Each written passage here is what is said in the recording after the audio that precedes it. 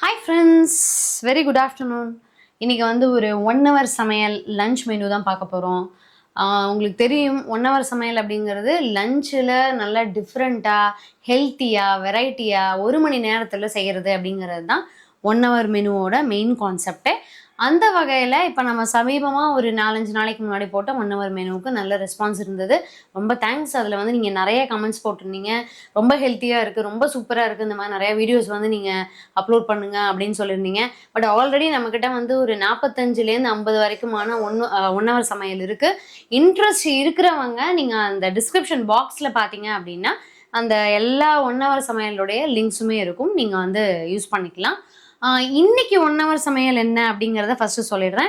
இன்னைக்கு பார்த்தீங்க அப்படின்னா முருங்கைக்காய் சாம்பார், சேனக்கிழங்கு ஃபிங்கர்ஸ், அதாவது அந்த ஃப்ரைல வந்து ஃபிங்கர் ஷேப்பில் போடலாம் அப்படின்னு சொல்லிட்டு, அதுக்கப்புறம் நம்மளுடைய குடமிளகா தேங்காய் போட்ட வேக விட்ட பொரியல், நார்மலாக. அதுக்கப்புறம் எப்போதும் போல் ஒரு தொகையல் வச்சுக்கிறது நமக்கு நல்லா இருக்கும். ஸோ அதனால் கொத்தமல்லி தொகையில் இன்றைக்கி பண்ணிக்கலாம் அப்படின்னு சொல்லிட்டு, ஸோ இதுதான் இன்றைக்கி நம்மளோட மெயின் மெனு. அதுக்கு மெயினாக இருக்கக்கூடிய ஒயிட் ரைஸுக்கு அரிசி வந்து ஊற வச்சாச்சு. இன்னொரு விஷயம் என்ன அப்படின்னு பார்த்தீங்கன்னா, இப்போ சாம்பார் வந்து நான் சமீபமாக பாத்திரத்தில் லைட்டாக அப்படி வைக்க ஆரம்பிச்சிருக்கேன், குக்கரில் வந்து பருப்பு வேக போடுறதை விட்டுட்டு. ஆனால் அதில் எனக்கு ஒரு என்ன டிஃபிகல்ட்டி இருந்தது அப்படின்னா, வேக வைக்கிறது வந்து நிறைய டைம் எடுக்குது. ஸோ அதனால் அதுக்கப்புறம் இன்னொரு ஊற்றி ஃபாலோ பண்ண ஆரம்பித்தேன். என்னென்னா, இதில் வந்து ஒரு ஃபஸ்ட்டு ஒரே ஒரு விசில், மெயின் விசில் மட்டும் குக்கரில் விட்டுறது, அதுக்கப்புறமா அதை எடுத்து பாத்திரத்தில் சேர்த்துக்கிறது, அதுவும் நல்லதாக இருந்தது. ஸோ அதனால் இன்றைக்கி பார்த்தீங்கன்னா நல்லா களைஞ்சிட்டு தேவையான அளவுக்கு பருப்பை வந்து தண்ணி விட்டு குக்கரில் வச்சுருக்கேன். இன்னும் ஒன்றும் பண்ணலை. ஸோ அதை வந்து ஹை ஃப்ளேமில் ஒரு விசில் விட்டு ஆஃப் பண்ணிடலாம். ஃபஸ்ட்டு மஞ்சள் பொடி மட்டும் போட்டுக்கிறேன். அதே மாதிரி ஃபஸ்ட்டு நம்மளோட டைம் டிப்ஸ் படி பார்த்தீங்க அப்படின்னா, ரைஸ் தான் வந்து நமக்கு முதல்ல வைக்கணும். அந்த 1 ஹவரில் அதுவும் ரெடி ஆகிடும், ப்ரெஷர் போயிடும், சாப்பிட்றதுக்கு கரெக்டான சூட்டில் இருக்கும். ஸோ அதனால் வந்து இப்போ நம்ம ரைஸையும் வச்சிடலாம். இப்போ நம்ம ஆரம்பிக்க போகிற டைம் என்ன அப்படின்னு பார்த்தீங்கன்னா, கரெக்டாக 12:30. ஸோ நம்மளுடைய டைம் வந்து 1.5 மணி நேரத்துக்குள்ளே 1.5 மணிக்குள்ளே இதை முடிக்கணும். பேசிக்கிட்டே செய்யும்போது ஒரு 5-10 நிமிஷம் முன்ன பின்ன தான் ஆகும். ஸோ ஃபஸ்ட்டு நான் என்ன பண்ணிடுறேன், பருப்பை வந்து ஆன் பண்ணிடுறேன். அதே மாதிரி சாப்பாடை வச்சிடலாம். அதுக்கப்புறம் காய்கறிகளை நறுக்க ஆரம்பிச்சிடலாம். ஃபஸ்ட் என்ன காய்கறி நான் நறுக்க போகிறேன் அப்படின்னு பார்த்தீங்கன்னா, சேனக்கிழங்கு தான். ஏன்னா சேனக்கிழங்கு தான் நம்ம கொஞ்சம் டைம் எடுத்து செய்ய போகிறோம், ஆனாலும் அதை நறுக்கிக்கலாம். ஃப்ரெண்ட்ஸ், அடுத்து நம்ம சாம்பாருக்கு தேவை முருங்கைக்காய். பருப்புலேயே வேக போடுற ஐடியா தான். நான் ஏற்கனவே சொன்ன மாதிரி ஒரு விசிலில் வந்து குக்கரை ஆஃப் பண்ணிட்டேன். முருங்கைக்காயையும் தக்காளியையும் நம்ம அந்த பருப்பை ஒரு பாத்திரத்தில் மாற்றி சாம்பார் எதில் வைக்க போகிறோமோ அதிலே போட்டு வேக போட்டுடலாம். இன்னொரு முக்கியமான விஷயம், இப்போ வந்து நான் இந்த சேனக்கிழங்கை தோலெல்லாம் நீக்கிட்டு அப்படியே வாஷ் பண்ணி ரெடியாக எடுத்து வச்சுருக்கேன். இப்போது இந்த சேனக்கிழங்கு வந்து ஃபுல் அண்ட் ஃபுல்லு மேலே வந்து பார்த்தீங்க அப்படின்னா மண், அந்த களிமண் தான் இருக்கும். கிழங்கு வகைகளே அப்படி தான். நீங்கள் உருளைக்கிழங்குனாலும் சரி, சேனக்கிழங்கு, என்ன கிழங்காக இருந்தாலும் அப்படி தான் இருக்கும்.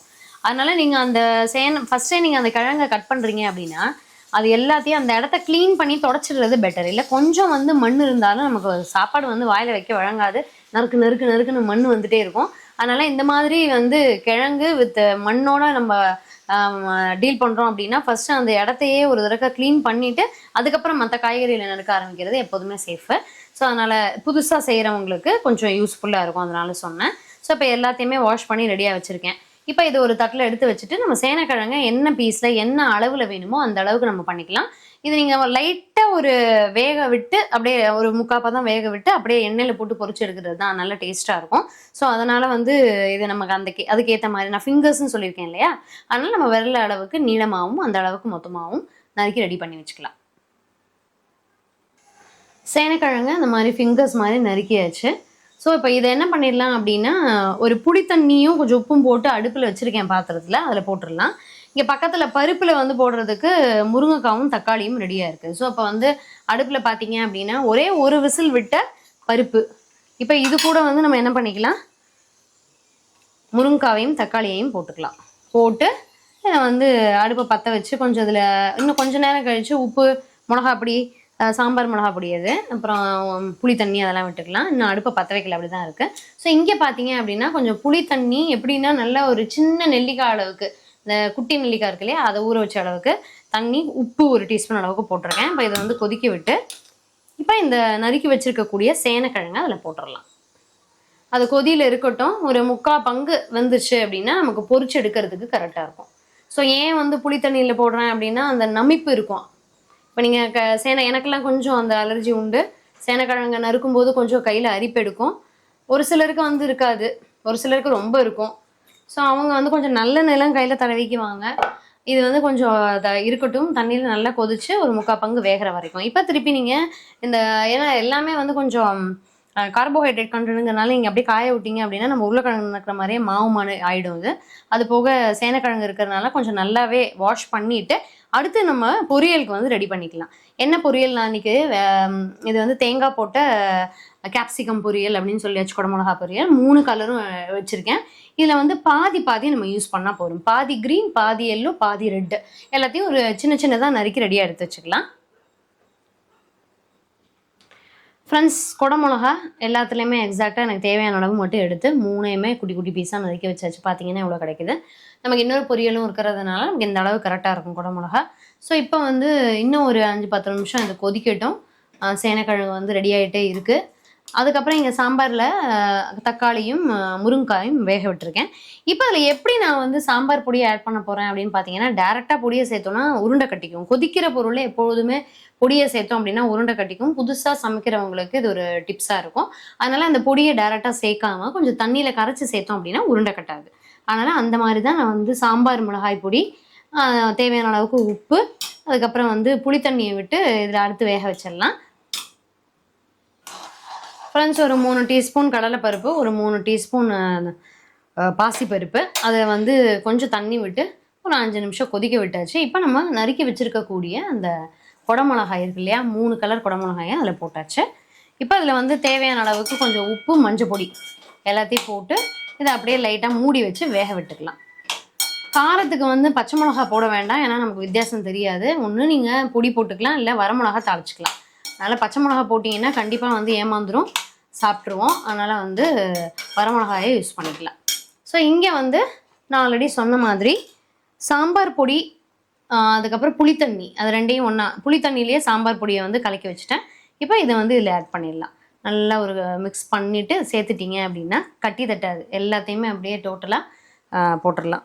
ஏன்னா நீங்கள் அதுக்கப்புறம் கொஞ்சம் தண்ணி, அதுக்கப்புறம் புளித்தண்ணி விட்டோம் அப்படின்னா சாம்பார் நீர்க்காயிடும். கொஞ்சம் நேரம் ஆனால் கூட சாம்பார் வந்து உங்களுக்கு கெட்டிப்படும். இப்போ உடனே சாப்பிட போகிறோம் அப்படிங்கிறதுனால அப்படியே வச்சுக்கலாம். நம்ம தேவையான அளவுக்கு உப்பு, சாம்பாருக்கு தேவையான அளவுக்கு உப்பு சேர்த்துக்கலாம். இடையில வந்து ஒரு 1/4 டீஸ்பூன் அளவுக்கு சர்க்கரை சேர்த்தா கூட நமக்கு ரொம்ப டேஸ்ட்டாக இருக்கும் சாம்பார்.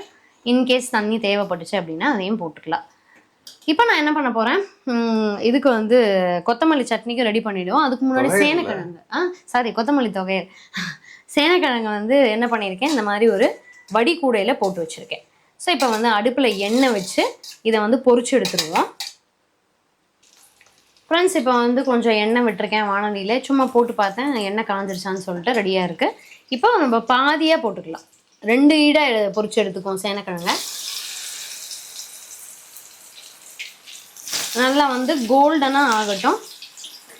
ஆனோடனே இதே மாதிரியே எடுத்து நம்ம அந்த வடிகூடையில் போட்டு வச்சுருவோம். இப்போ இங்கே வந்து நம்ம குடமிளகா வெந்துட்டுருக்கு, உப்பு, மஞ்சள் பொடி அதெல்லாம் போட்டு அது பாட்டு சீக்கிரமாக வெந்துடும். இது வெந்து முடிச்சதுக்கப்புறமா இதில் நான் சொன்ன மாதிரி தேங்காய் துருவல் போட்டு எடுத்துகிட்டு வரமிளகா, கடுகு, பெருங்காயம், கருவேப்பிலை தாளிச்சு போட்டிடலாம். இப்போ இதுக்கு தேங்காய் வந்து நான் என்ன பண்ணுவேன் அப்படின்னா, எப்போதுமே கீனி தான் வந்து மிக்சியில் போட்டு ஒரு விப்பரில் போட்டு எடுத்துக்குவேன். ஸோ அதனால் நம்ம கொத்தமல்லி தொகையலுக்கும் அதே மாதிரி பொரியலுக்கும் தேவையான அளவுக்கு தேங்காவை மிக்சியில் போட்டு ஒரு ஓட்டி எடுத்து வச்சிடலாம். சாம்பார் வந்து மேக்ஸிமம் ரெடி ஆகிடுச்சு, ஏன்னா முருங்கைக்காய் கலரெல்லாம் சேஞ்ச் ஆகிடுச்சு, வெந்தாச்சு. இதை வந்து நம்ம தாளிச்சு கொட்டி இறக்கிடுவோம். மணி பார்த்தீங்க அப்படின்னா இப்போ 1:15 இன்னும் ஆகலை, இன்னும் கொஞ்சம் டைம் இருக்குது. ஸோ சேனக்கிழங்குக்கு தேவையான ஒரு வெங்காயம், ஒரு தக்காளி, ஒரு மீடியம் சைஸ் வெங்காயம், ஒரு சின்ன சைஸ் பழுத்த நாட்டு தக்காளி நல்லா பொடி பொடியாக அரிஞ்சு வச்சுருவோம். ஃப்ரெண்ட்ஸ், தேங்காய் சேர்த்துடலாம். இப்போது சூப்பராக வெந்துருச்சு குடமிளகா. தேங்காய் சேர்த்து உடனே சாப்பிட போகிறோம். ஸோ ஒரு 2 மினிட்ஸ் மட்டும் அதை வந்து வதக்கிக்கலாம். சூட்டில் வந்து அந்த தணலில் ஒரு 2 நிமிஷம் மட்டும் இருக்கட்டும். ஃபைனலாக நம்ம தாளித்து மட்டும் கொட்டிக்கலாம் எல்லாத்தையுமே. இப்போ இங்கே வந்து சேனக்கிழங்கு ஒரு ஈடு போட்டு எடுத்தாச்சு, இன்னொரு ஈடு முடிஞ்சிருச்சு, கலர் சேஞ்ச் ஆகிடுச்சு. ஸோ இப்போ நீங்கள் அதில் வந்து அப்படியே எடுத்துருவோம். ஆஃப் பண்ணிட்டேன் அடுப்பை. இப்போ எடுத்து போடுறேன் பாருங்கள். இப்போ இதில் வந்து உங்களுக்கு நீங்கள் சிப்ஸ் மாதிரி எதிர்பார்க்க முடியாது, இது வந்து உங்களுக்கு பொரியல். அதனால் வந்து நல்ல செம டேஸ்டியாகவும், வெளியில் கொஞ்சம் கிறிஸ்பியாகவும், உள்ளே கொஞ்சம் வெந்தும் சாஃப்டாகவும் இருக்கும். இதுக்கு தேவையான மசாலாவை வந்து ரெடி பண்ணிக்கலாம். ஃபஸ்ட்டு இதுக்கு மசாலாவுக்கு நான் வந்து என்னென்னலாம் ரெடி பண்ணி வச்சுருக்கேன் அப்படின்னு பார்த்தீங்கன்னா, ஏற்கனவே சொன்ன மாதிரி ஒரு பெரிய வெங்காயத்தை நறுக்கியிருக்கேன், ஒரு 5-6 பல்லு பூண்டு நறுக்கி வச்சுருக்கேன், ஒரு தக்காளி நறுக்கி, இது எல்லாத்தையுமே ஒரு வானலியில் வதக்க ஆரம்பிச்சிடலாம். இப்போ நம்ம வந்து ஃபைனலாக பண்ண வேண்டியது வந்து கொத்தமல்லி தொகையல் தான். அதுக்கு பெருசாக எதுவுமே தேவையில்லை. ஆல்ரெடி நான் சொன்ன மாதிரி தேங்காய் எடுத்து வச்சாச்சு. ஒரு வானலியில் நீங்கள் வந்து ஒரு 3-4 டீஸ்பூன் அளவுக்கு உளுத்தம்பருப்பு, வரமிளகா, அதை மட்டும் நல்லா கோல்டனாக வறுத்து எடுத்து வச்சுக்கலாம்.